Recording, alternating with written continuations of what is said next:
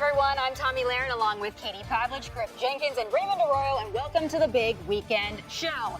The big story tonight, woke Christmas chaos, from segregated Christmas parties to forcing Santa into a nativity scene to a satanic display allowed in a state capitol. The holidays are getting wild with wokeness. First up, Boston's mayor who defended her Christmas party that banned white people. Do you consider this lends itself at all to further divisiveness? We want to be a city where everyone's identity is embraced. Oh, but now Mayor Wu is boasting about it, posting a picture from the party on Instagram and in the caption writing, quote, "Not too long ago in Boston, we didn't need such a big table to fit electeds of color. I've proudly watched this group grow and create space for mentorship and fellowship among many who are breaking down barriers while holding the weight of being the first or only." And then there is a nativity scene forced to go woke in Iowa, just like this episode of Family Guy. Time to put up the 2020 Christmas decorations. First, ethnically accurate Jesus goes right here next to Father Mary and Mother Josephine, followed closely by the three genderless wise people on their bird scooters, Tig Notaro for some reason, and of course the little drummer, them, because God forbid we call a boy a boy. Oh, too good. And an atheist group said this nativity scene was, quote, divisive because it was on display on public property at a fire department where it's been for years. The fire department took it down over worries of a lawsuit. Now the nativity scene is back up, but with secular things included like Santa and a reindeer. Oh, thank goodness. Also in Iowa, the state capitol allowing a satanic temple display, essentially recognizing Satanism as a religion. A Christian veteran was so upset by it that he tore it down. I was surprised that the legislature allowed it up and that they didn't do anything to take it down, just to take it down. It offended me. It touched a nerve. It was, righteous indignation. I'd call it, Christian civil disobedience.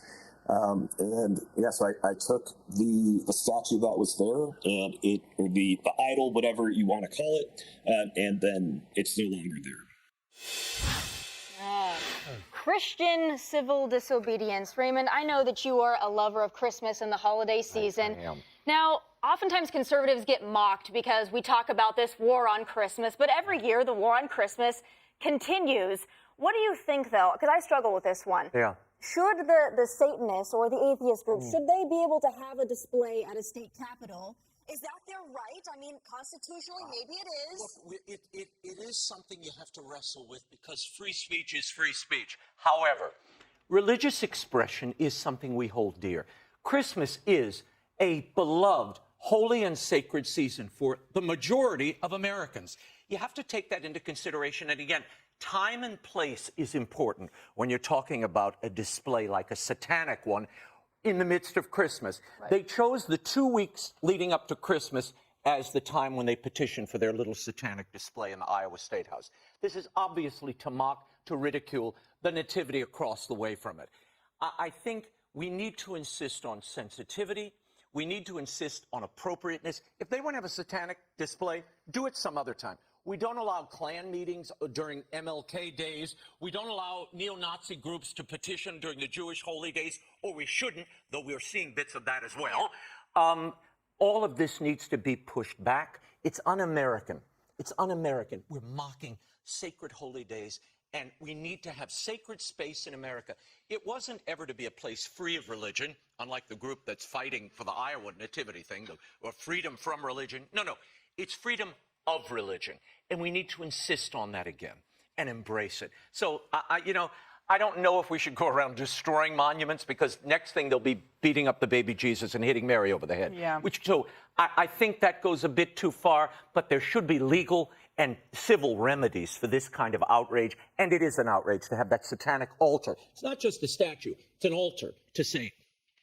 So I want to take a look now, speaking of that, because this continues. There's a lot of this going on. Christmas is unfortunately a very divisive time of year for some, but we have the Toledo mayor on the timing of the nativity scene, also with the satanic display at the Capitol. Let's take a look at this quote. "I don't think it's a mere coincidence. I think it's just the times that we're living in. The timing is ironic. This is unfortunate that we're even having this conversation. But Katie, I want to ask you, because going back to the nativity scene, so the group, we know these atheist groups every year, they have an issue with these displays, but then what they do is they just add a Santa and a reindeer next to it, and all of a sudden that makes it better. What say you? Does the Santa and the reindeer make everything constitutionally sound? I think it's unfortunate that every year around this time, these groups come out to try and ruin Christmas for people who celebrate in a religious way, people maybe who celebrate in a more secular way.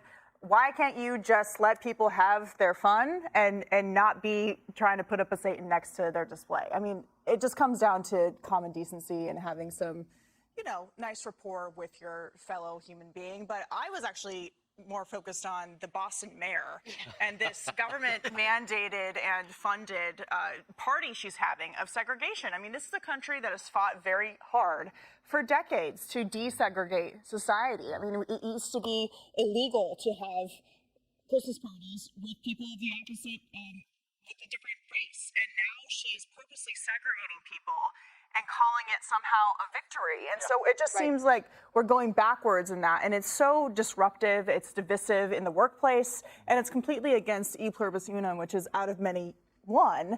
And so for governments and mayors to be pitting people against each other based on skin color seems unconstitutional itself as well. It also seems maybe like somewhat illegal. I mean, I can't imagine. And I'm sure if this were the other way around, perhaps it would be more of a spotlight on the legality of sending out an email. But what's interesting here is that the white people, the 7 white people, they weren't even supposed to know about this special electeds of color only party. But unfortunately, the mayor's aide sent it out to everybody with an inclusive attitude, and then had to send another email saying, sorry for the confusion. Yes, we still want to have our segregated Christmas party. We don't want the white people there, but we're sorry for the confusion. And, if it happened to offend you, I guess, oh well. But what do you make of this? If it were the other way around, if this was a white Christmas only, can you imagine the outcry in Boston, in any liberal city, in any city? There should be an outcry. Look, this is the story of the week that you'd fall under absurdity. And by the way, it's always the cover-up, right? It's the fact that the staffer quickly sent an email and said, no, wait, you're white. Don't come. That's you. You can't. Howie Carr, the conservative columnist, I think put it best writing about it this week, saying Mayor Wu is dreaming of a non-white Christmas. Yeah. And in fairness to Mayor Wu, you had some of the members, the minority members weighing in the press saying, well, this is outrageous. This is a white grievance card, non-issue, because we've been doing it for more than a decade. It's like, hold on, full stop. You've been doing it for a decade, and that makes it okay that you're going to, in 2023, have a holiday party with elected leaders on government property. It's in Parkham Hall on Beacon Hill, a very elegant place to hold it. It's like basically if you were having the White House Christmas party, and yet you can't have white people allowed there based on, denied, as you point out, on the color of their skin. It's the wrong message to send in this time of day. And I think really, honestly, she's a Harvard-educated, she's a social justice warrior.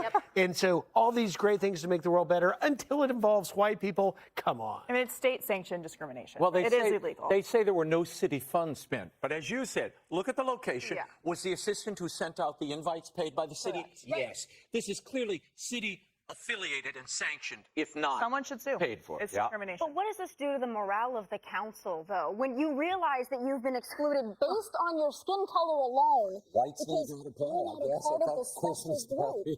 I can't imagine what that does for the unity and the cohesion of a council that's supposed to work together to do important things. Given how much white guilt that liberals have, maybe they would be fine with it. Had they brought a nativity scene to the party, it would have been outlawed instantly. That's the solution.